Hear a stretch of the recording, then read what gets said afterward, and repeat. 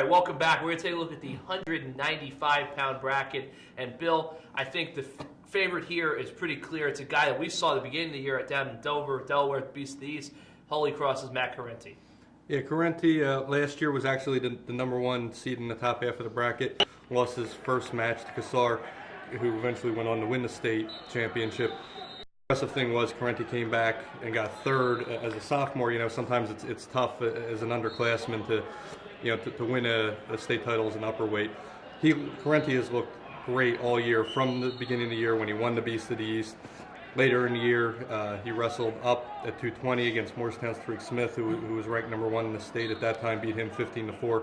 Next day came back, wrestled St. Augustine's Jim Brady, who recently won the Region 8 220-pound championship. He teched him. So he's looked good. He's 39-0. He's been dominant, and it looks like he's really well on his way to his first state title. But Joe, there's another 39-0 wrestler in this bracket. That's Tyree Sutton of Keensburg, who Correnti beat 3-2 in the state wrestlebacks last year. Tell us a little bit about him. Tyree Sutton is long, lean. He's got a wingspan like a 747. Enormously athletic.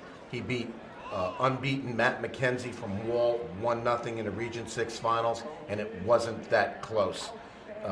Sutton is dominant on top. He's very good at defending on his feet. My concern would be the fact that he hasn't seen great competition all year. Keensburg does not wrestle an overpowering schedule by any means, but this kid just finds a way to get it done. The one guy that I am going to keep an eye on, who Sutton could meet in the quarters, is Mike Carfagno of St. Joe Montvale. Pat, can you talk about him a little? Absolutely. You talk about wrestling a good schedule. Anytime you're wrestling in the Big North United up in Bergen County, you're going to be doing that. So Carfagno's best of the best. He's wrestled well all season. He's coming off a Region 2 title over Danny DiLorenzi of Bergen Catholic, whom he beat 7-4. But another Bergen County guy you got to watch for in this bracket is the #2 seed on the bottom half. That's Jeff Velez. He came over from Brearley this season to Queen of Peace. He's been wrestling well all season. He's a 4-time district champ, 2-time region champ, and he's definitely a threat there at the bottom. Before we get to the predictions, guys, I think that this is a weight class that kind of affords itself to a lot of maybe dark horse sleeper candidates. One guy I'm looking at is Newton's Gus Protogerop. Finished second in Region 1. The reason why I have him tagged is, yes, he's going to meet Correnti in the quarterfinals and all he could, but he's already wrestled Correnti. He wrestled him to a 5-1 decision loss down at the Jack Welch Rules earlier this season.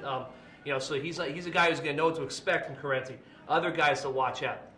Andrew Masevsky from Parsippany, Region 3 champion. He's in the top bracket, along with McKenzie, as we discussed. You also have a guy, you have another guy down there from Region 3, JT Valley from North Plainfield. I heard he was a little bit banged up when he got to the Region 3 final. He's a guy I think could make a run. But now it's prediction time. I will start. I will go with Correnti over Velez. Pat.